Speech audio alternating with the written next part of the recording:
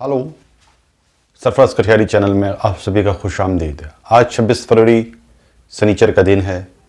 आज मैं बात करूंगा रशिया पे बढ़ते हुए सैंक्शंस पर और यूएन सिक्योरिटी काउंसिल्स में जो कल वोटिंग हुई थी उसमें से भारत ने रशिया के कल जो यूएन सिक्योरिटी काउंसिल में वोटिंग हुई थी जिसमें 15-10 सदस्य देश होते हैं, जिसमें P5 और 10 अलग मेंबर्स होते हैं, उनका क्या परिणाम निकला और उस पर दुनिया किस तरह से रिएक्ट कर रही है, खासकर भारत के स्टैंड पे दुनिया किस तरह से रिएक्ट कर रही है। इस बीच में जब वहाँ जंग छिड़ रही है तो दुनिया के कुछ देश रूस के खिलाफ सैंक्शन की एक झड़ी लगाए हुए हैं, जिसमें मुख्य रूप से नॉर्थ अमेरिका और यूरोप के देश हैं। उसके साथ कुछ एशिया के देश जैसे जापान और ताइवान को अगर एक तरह से देखा जाए वन चाइना पॉलिसी के तहत तो देश नहीं है, लेकिन कई लोग उसे देश भी मानते हैं, लेकिन उसे ज़्यादातर देश एज ए देश रिकॉग्नाइज नहीं करते हैं। तो एक सैंक्शंस की झड़ी पड़ गई है, क्योंकि पहले ही यूएस के प्रेसिडेंट बाइडेन ने कहा था कि हम यूक्रेन और रशिया के बीच में अगर जंग होगी तो अपनी नाटो को नहीं उतारेंगे, क्योंकि नाटो को उतारने का मतलब होता है कि तृतीय विश्व युद्ध का आगाज होना, मतलब थर्ड वर्ल्ड वॉर की शुरुआत होना अगर रशिया और अमेरिका एक दूसरे से भिड़ा तो। लेकिन हम यूक्रेन की मदद करेंगे और रशिया को इकोनॉमिकली पनिश करेंगे। इसी कड़ी में सबसे पहले मैं बात कर रहा हूं यूएस ने क्या क्या बैन किया। अमेरिका ने कई सारे सैंक्शंस लगाए, उसकी list US department of the treasury पर जारी भी किया। सबसे पहले यूएस ने 2 स्टेट ऑन बैंक, जो कि वहाँ का सबसे बड़ा बैंक है, सवेर बैंक और वीटीबी बैंक पर प्रतिबंध किया। इसके अलावा ऑथक्रिटिव बैंक, सोवरो बैंक, नोविको बैंक और इसके कई सारे सीनियर एग्जीक्यूटिव्स को भी बंद किया और कहा कि 30 दिनों के अंदर इनका ट्रांजैक्शंस बंद किया जाए, रिस्ट्रिक्ट किया जाए। इसके अलावा semiconductor, telecommunications, inscriptions, security laser, sensors, navigation, avionics and maritime technology को भी प्रतिबंधित किया। इसके अलावा कई सारे डिफेंस फर्म्स को भी किया, जिसमें से सेमीकंडक्टर्स और टेलीकम्युनिकेशन में रशिया बहुत पीछे है, जिसका बहुत सारा इम्पैक्ट होगा। और आजकल जैसे जान रहे हैं कि सेमीकंडक्टर हर चीज़ों से जुड़ा हुआ और टेलीकम्युनिकेशन आज के डेट में दुनिया की एक लाइफलाइन बनी हुई है। इसके अलावा यूएस ने कई सारे इंडिविजुअल्स को भी बैन किया है, जिसमें से Vladimir Putin, Sergei Lavrov, Sergei Ivanov, Alexander Vedyakin, Andrei Pushkov and Yuri Alexeyevich, Denis Bortnikov, Petrov and Vladimir Kiriyenko इत्यादि शामिल है। यूएस ने 24 बेलारूशियन इंडिविजुअल्स एंड एंटिटीज़ पे भी बैन किया है, जिसमें 2 बैंक, 9 डिफेंस फर्म्स और 7 ऑफिशियल्स वाले लीड्स है। मतलब इस तरह से देखा जाता है कि यूएस के सैंक्शन लिस्ट में बहुत सारी एंटिटीज़ और इंडिविजुअल शामिल है, जिसमें बहुत सारे राजनीतिक और अलग अलग लोग शामिल हैं। इसमें रशिया और बेलारूस दोनों के लोग शामिल हैं। तो यूरोपियन यूनियन ने भी रशिया को पनिश करने के लिए कई सारे सैंक्शंस किए, जो कि उसके इंडिविजुअल्स, फैमिली और उनके एसेट्स पे भी है, जिसमें से यू ने रशिया के financial, energy, transport sectors, export controls और दीगर चीज़ों को भी बैन करने की बात की, जिसमें एनर्जी में ऑयल और गैस की डिपेंडेंसी के कारण अभी तक इन चीज़ों पर सख्त पाबंदी नहीं है, सिवाय नॉर्ड स्ट्रीम 2 के, जो कि जर्मनी ने घोषणा किया कि उसको मैं हॉल्ट पे डाल रहा हूं।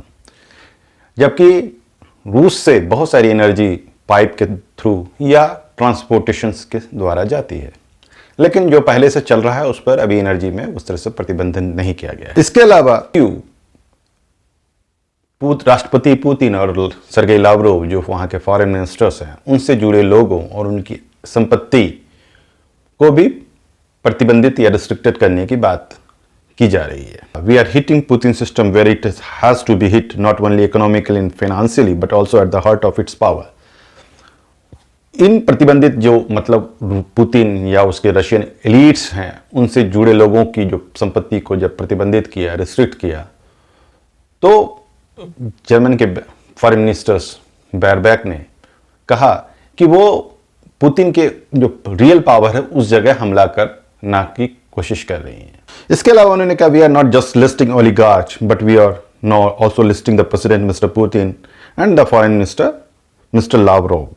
मतलब कि हम लोग सिर्फ ओलिगार्च मतलब वहाँ के जो इलीट्स जो रिच पीपल हैं उनको रिस्ट्रिक्ट नहीं कर रहे हैं, बल्कि पुतिन और लावरोव को भी शामिल कर रहे हैं। ये डिप्लोमेसी में एक बहुत बड़ी बात होती है जब आप उसके किसी दूसरे देश के हेड ऑफ द स्टेट्स और उसके फॉरेन मिनिस्टर्स, जो कि वहाँ का एलिट्स माना जाता है, रशियन अगर पॉलिटिक्स में देखा जाए तो पुतिन के बाद लावरोव सबसे मुखर चेहरा है। उनको दुनिया के एक बेहतरीन डिप्लोमेट्स में जाना जाता है और कद्दावर लोगों में शुमार किया जाता है। इन लोगों को भी उस लिस्ट में शामिल किया गया। हाँ, ऑयल और गैस पे जर्मन और इटली की बहुत ज़्यादा निर्भरता है, डिपेंडेंसी, इसके कारण इस चीज़ों को बाहर रखा गया। इसकी डिटेल वीडियो ईयू की president Ursula von der Leyen ने अपने ट्वीट में भी जारी किया। इसके अलावा जापान ने भी कहा क्या कि वो रशिया के खिलाफ सैंक्शंस को बढ़ा रहा है। वो रशिया पर financial institutions, military equipment export से जुड़े लोगों से पे सैंक्शन करेगा और उसके इंस्टीट्यूशंस पे भी सैंक्शन करेगा, ऐसा प्राइम मिनिस्टर फुमियो किशिदा ने कहा। इसके अलावा जैसा कि हम लोग जान रहे हैं, यूके जो कि पहले यूरोपियन यूनियन का एक मेंबर था, लेकिन ब्रेग्जिट के बाद यूरोपियन यूनियन का मेंबर अब नहीं रहा, तो इसलिए ब्रिटेन ने, जो कि यूएस का सबसे बड़ा एलाई में से शुमार किया जाता है, उसने भी एक सेपरेट सैंक्शन लिस्ट जारी किया। उनमें भी लगभग इन्हीं तरह की बातें हैं कि वहाँ के इंस्टीट्यूशंस, फिनेंशियल ट्रांजैक्शंस और लोगों पर प्रतिबंधित किया गया। ये 10 पॉइंट सैंक्शंस पैकेज कहला रहा है। इसके अलावा यूके ने एक कदम आगे बढ़कर रशिया की जो कैरियर है, जिसे एरोफ्लोट कहा जाता है, जैसे भारत में पहले एयर इंडिया था, आज के डेट में प्राइवेट हो गया है, उसी तरह दुनिया के दीगर देशों में भी एक नेशनल कैरियर है। रूस की एयर कैरियर को एरोफ्लोट कहा जाता है, उसको भी रिस्ट्रिक्ट कर दिया गया, ना उतरने दिया जाएगा, ना वहां से जाने दिया जाएगा। मतलब कि यूके की टेरिटरी के लिए एरोफ्लोट भी एक प्रतिबंधित इंस्टीट्यूशन हो गया है। तो वहीं कनाडा के प्रधानमंत्री जस्टिन ट्रूडो ने भी बहुत सारी प्रतिबंधितों की घोषणा की। उसमें कई सारे राज्य भी शामिल हो गए। क्यूबेक और ओंटारियो ने रशिया से इंपोर्ट हुए अल्कोहल को अपने अपने राज्यों में प्रतिबंधित कर दिया और कहा क्या कि अब यहाँ पे रशियन प्रोडक्ट नहीं आएगी, क्योंकि हम लोग जान रहे हैं कि रशिया का वोदका बहुत ज़्यादा पॉपुलर है और दुनिया भर में जाता है। ये उसके एक मेजर एक्सपोर्ट, मैन्युफैक्चरिंग एक्सपोर्ट में से शुमार होता है। कनाडा ने इसके अलावा 62 मतलब 62 इंडिविजुअल और एंटिटीज को भी सैंक्शंस के दायरे में रखा है, जो लगभग यूरोपियन यूनियन और यूएस के पैटर्न पर शामिल किया जा रहा है। इन सैंक्शंस में defence minister, finance minister, justice minister भी शुमार किए जा रहे हैं, लेकिन वो अभी तक पुतिन पर प्रतिबंध नहीं लगाया है। इसके अलावा ट्रूडो ने कहा क्या कि जो भी वहां से इमिग्रेट होना चाहते हैं या रिफ्यूजी बनकर यूक्रेन से आना चाहते हैं, उनकी प्रोसेस को हम तेज करेंगे। यूक्रेन के से आने वाले रिफ्यूजी पर ईयू और वेस्टर्न वर्ल्ड का एक रवैया जो है, और बाकी जो जहां पर वेस्टर्न वर्ल्ड के द्वारा खासकर नाटो के हमले, जिसमें से फ्रांस और यूएस प्रमुख हैं, वहां से जाने वाले या कहिए कि उनके हमलों के थ्रू बनने वाले रिफ्यूजीज के पैटर्न पे एक अलग डिबेट हो सकती है। क्या कि जो नेशंस सीरिया, लीबिया या अफ्रीका के जो दीगर मुल्कों से आने वाले रिफ्यूजीज या इमिग्रेंट्स पे रिस्ट्रिक्ट लगाते थे, वही यूरोप के देश आज यूक्रेन को या यूक्रेन के रिफ्यूजीज को तेजी से बढ़ के गले लगा रहे हैं। ये कहीं ना कहीं एक अगर पॉलिसीज के तौर पे देखा जाए तो कहीं ना कहीं डबल स्पीक या डबल स्टैंडर्ड दिखता है, लेकिन वो एक अलग बात है। लेकिन कनाडा आमतौर पे सीरिया हो, चाहे इराक हो या दीगर देशों के इमिग्रेंट्स को अपनाने में आगे रहा है। अभी हाल फिलहाल अफगानिस्तान में के रिफ्यूजीज जो कि कनाडा के साथ काम करते थे, उनके परिवार को रिफ्यूजी के तौर पर एक्सेप्ट किया, जबकि यूरोप के नेशंस या अमेरिका इसमें कहीं ना कहीं लचर दिख रहा था। तो इसके अलावा आज खबर आ रही है क्या कि स्विफ्ट के इस्तेमाल पर रूस को रोकने के लिए एक यूनानिमिटी बन चुकी है। अब जल्द से जल्द स्विफ्ट पे भी प्रतिबंधित किया जाएगा। स्विफ्ट एक फाइनेंशियल सिस्टम्स है जिसमें दुनिया के बहुत सारे बैंकिंग सिस्टम्स जुड़े हुए हैं और एक दूसरे को ट्रांजैक्शन करते हैं। इसके अलावा भी दूसरे जो दीगर एप्लीकेशंस हैं, लेकिन उनसे दिक्कतें होती है। ये बहुत स्मार्ट टेक्निक है और बहुत इजी टू हैंडल है। इससे अगर प्रतिबंधित कर दिया जाएगा तो माना जा रहा है कि रूस पर सबसे बड़ा इम्पैक्ट पड़ेगा। लेकिन हंगरी और जर्मनी इसको अपोज कर रहा था। ऐसी खबर आ रही है कि अब जर्मनी और हंगरी भी इस ऑपोजिशंस को बर्खास्त कर दिए। इसके अलावा भी हाल फिलहाल में यूक्रेन के प्रेसिडेंट जेलेंस्की ने टर्की के राष्ट्रपति एर्डोगन से रिक्वेस्ट किया था कि आप ब्लैक सी को सीज कर दें, बॉस्फोरस जो है उसको रशियन वॉरशिप्स के लिए सीज कर दें। तो पहले टर्की ने इस चीज़ों को इनकार किया कि मॉन्ट्रियल कन्वेंशन के तहत हम नहीं कर सकते हैं। लेकिन ऐसी खबर आ रही है जो कि यूक्रेन के राष्ट्रपति जेलेंस्की ने अपने ट्विटर पे भी शेयर किया और कहा कि टर्की बॉस्फोरस को रशियन वॉरशिप के लिए प्रतिबंधित कर रहा है। हाँ, लेकिन देखा जा रहा है कि एक जापान के सिवा एशिया के कोई भी देश रूस को प्रतिबंध के लिस्ट में नहीं ला रहे हैं। कल जब यूएन के सिक्योरिटी काउंसिल्स में जब वोटिंग हुई थी तो उस निंदा प्रस्ताव पर रशिया जो कि परमानेंट मेंबर है, P5 का सदस्य है, उसने वीटो कर लिया। लेकिन वीटो के अलावा भी जो 3 देश जो रूस के साथ खड़े थे, एक तरह से उन्होंने एब्सटेंड किया, लेकिन एब्सटेंड को भी एक तरह से साथ ही माना जाता है।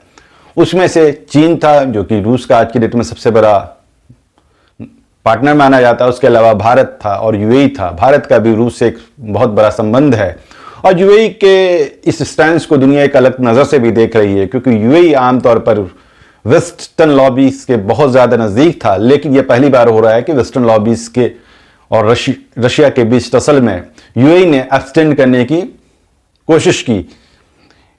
इसके अलावा जब भारत ने जब एब्सटेंड किया तो इस पर बहुत सारी चर्चाएं चल रही है। वेस्टर्न लॉबीज इस चीज़ को क्रिटिसाइज कर रही है कि भारत को इस चीज़ों के समर्थन में आना चाहिए और रूस की निंदा करनी चाहिए। लेकिन भारत के यूएन में रिप्रेजेंटेटिव जो हैं उन्होंने अपने रवैये को कहा कि क्यों भारत ने एब्सटेंड किया। इसके लिए उन्होंने ट्विटर पे 8 पॉइंट भी रखे जो कि आप शेयर वॉल पे देख सकते हैं। इसके अलावा बहुत सारे देशों ने रूस के लिए अपने एयर स्पेस को बंद कर दिया, जिसमें से लिथुआनिया, लाटविया और एस्टोनिया, इसके अलावा रोमानिया जैसे दीगर मुल्क शामिल है। इस तरह से देखा जा रहा है कि रूस पर रेस्ट्रिक्शंस की एक झड़ी लग गई है। तो वहीं चीन कहीं ना कहीं एक मदद के लिए भी आ रहा है। चीन ने जो रशिया से व्हीट एक्सपोर्ट को प्रतिबंधित किया तो उसने रिस्ट्रिक्ट कर लिया है। तो दूसरी तरफ किर्गिजिस्तान के राष्ट्रपति ने रूस के समर्थन में बयान दिया है। इसके पहले बेलारूस और रूस के साथ बेलारूस का संबंध तो देख ही रहे हैं क्या कि बेलारूस के ही थ्रू जो होता है एक तरफ से रूसी आर्मी घुसी, तो यूएस और रशिया के इस टसल के बीच में दुनिया कहीं ना कहीं अपनी जो एक फ्रीडम जो पिछले 30 सालों में जब पोस्ट कोल्ड वॉर में जो देख रही थी उस पर कहीं ना कहीं बंदिश लगता हुआ दिख रहा है। क्योंकि ये जो रिस्ट्रिक्शन है ये प्री कोल्ड वॉर एरा मतलब 90s के पहले वाले दौर को जब याद करा रहा है, जबकि एक दुनिया कैंप में बट चुकी थी। अभी उस तरह से अगर देखा जाए तो कैंप में नहीं बटी है, क्योंकि रशिया के पास उस तरह से जो एलाई नहीं है जो वोकली उसके समर्थन में आया और उसी तरह वेस्टर्न कंट्री पे भी सैंक्शंस करें। लेकिन रशिया खुद एक बड़ा देश है और वीटो मेंबर्स है और चाइना कहीं ना कहीं उसके पीछे साथ है और दूसरे देशों का रवैया भी एक, और उसके पास एक CSTO भी है जिसमें से कजाकिस्तान, आर्मीनिया, तुर्कमेनिस्तान इस तरह के देश शामिल हैं। तो ये डेवलपमेंट कहीं ना कहीं फिर से कोल्ड वॉर एरा की तरफ जा रहा है। इन्हीं बातों के साथ अपनी बातों को ख़त्म कर रहा हूँ। Bye bye, take care, see you letter.